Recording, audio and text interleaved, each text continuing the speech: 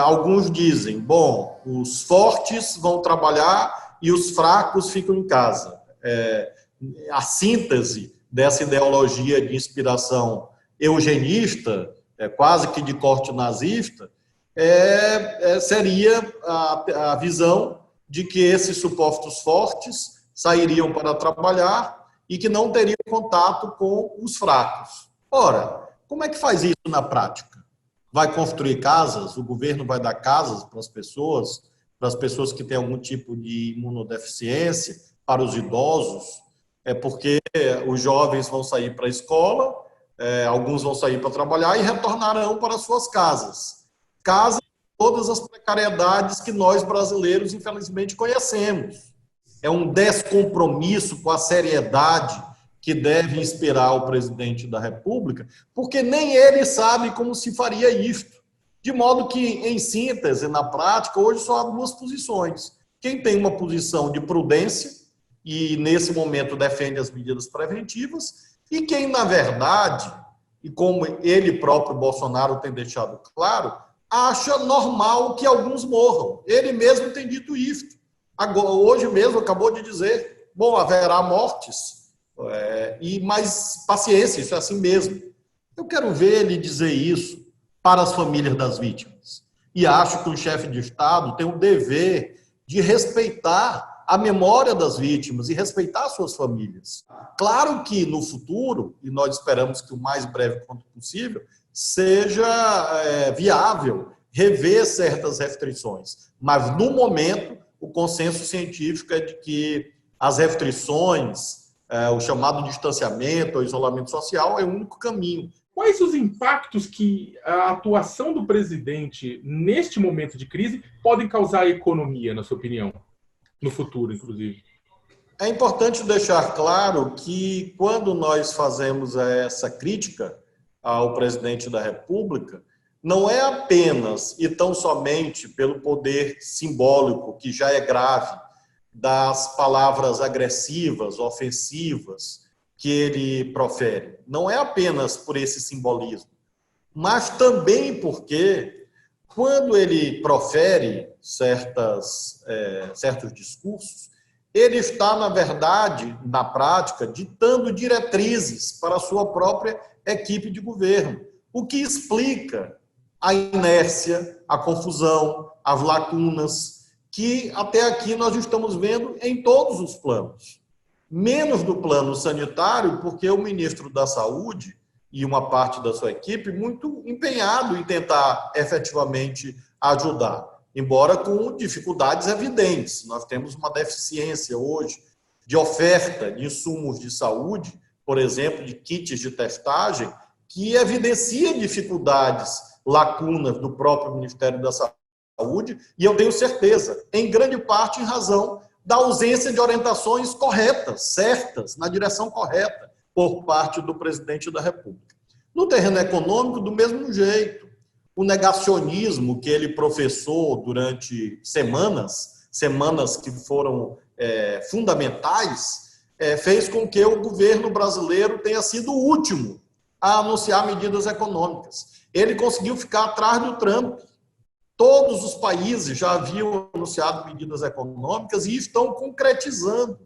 E, por enquanto, no Brasil, nós ainda estamos no terreno dos anúncios. No dia 24 de março, o presidente ele fez um pronunciamento à nação em rádio e TV, em cadeia de rádio e TV, que foi um pronunciamento que assustou muita gente, porque naquele pronunciamento ele relativizou o impacto do coronavírus, ele menosprezou as mortes relacionadas ao Covid-19 e ele conclamou as pessoas a voltarem às ruas. Depois, ele, inclusive, publicou uma campanha nas redes sociais dizendo que o Brasil não pode parar. Qual que é a razão de Bolsonaro ter feito esse discurso e estar tendo esse comportamento?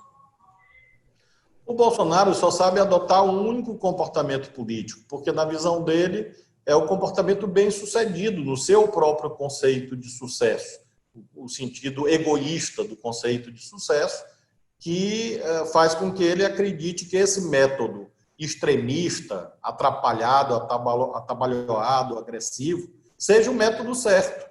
Então, ele não entende outro código, ele não entende outro dicionário, outra gramática. Então, ele faz isso o tempo inteiro, desde que ele assumiu o governo. Em relação aos governadores, essa má vontade é evidente. Ele mesmo convidou os governadores para reuniões regionais. Nós fomos numa prova de gentileza, de educação e de colaboração. Ele reúne com os governadores e no dia seguinte desfaz tudo que ele havia proposto aos governadores no que se refere a um clima de entendimento e de diálogo. Então, de fato, é uma espécie de uma patologia política que é professada na prática pelo Bolsonaro.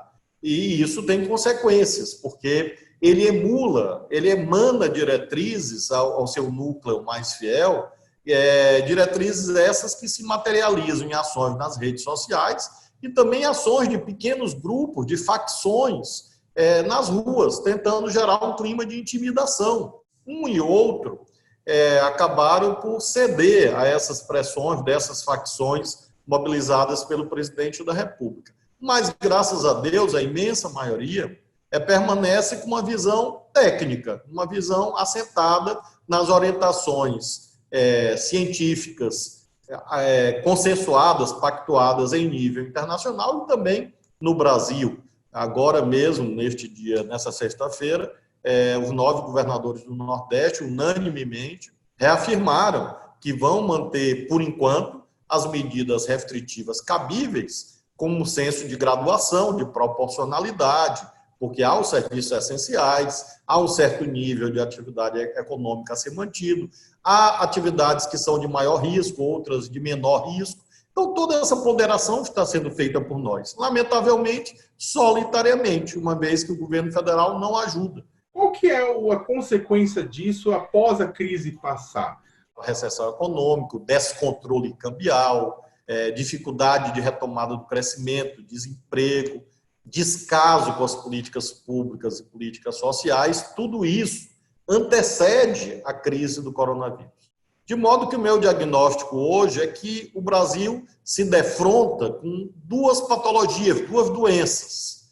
Uma em sentido estrito da palavra, que são as síndromes derivadas do coronavírus. A outra doença é uma patologia política que atende pelo nome de bolsonarismo ou de Bolsonaro. São 2 patologias, são 2 fatores bastante negativos e nós temos que cuidar de um de cada vez. Agora, o nosso foco é derrotar o coronavírus. No momento seguinte, vencido o coronavírus, nós temos que tratar de uma saída institucional para o país, porque é rigorosamente impossível o país ser governado com o método que o Bolsonaro pratica, com as suas atitudes e com o conteúdo das suas políticas. O Brasil não pode, na minha perspectiva, suportar essas anomalias até o final desse período. É preciso achar algum tipo de saída institucional, mas uma coisa de cada vez. Primeiro o coronavírus, depois o Bolsonaro.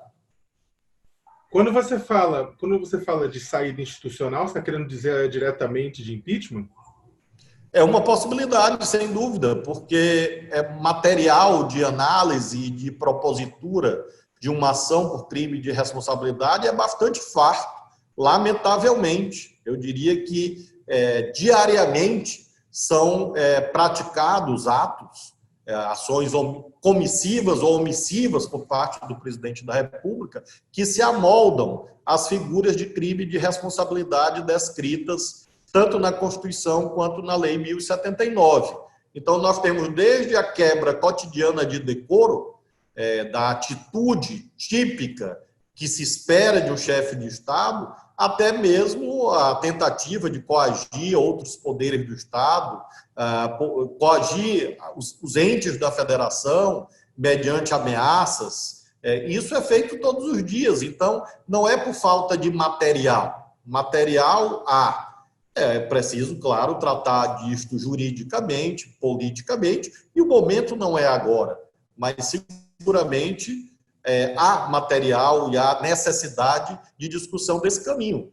Quem sabe até isso conduza a uma espécie de repactuação. Eu próprio tenho como valor fundamental a manutenção do calendário eleitoral. Mas é difícil imaginar que o Bolsonaro vá mudar a sua conduta, porque Porque se diante de mortes ele não muda, o que fará ele ter bom senso? Se diante de centenas de milhares de pessoas chorando, aterrorizadas, atemorizadas, profissionais de saúde amedrontados com razão, um risco de colapso sanitário e econômico do país, e ele governa deste jeito, de que adiantarão os chamados ao bom senso de quem não quer ter bom senso, de quem não quer ter sensatez, se diante da gravidade, da perda de uma vida humana, ele menospreza? Eu fico a imaginar o que poderia fazer com que ele mudasse. Eu gostaria que ele terminasse o mandato dele e que em 2022 nós disputássemos normalmente a eleição presidencial para derrotá-lo.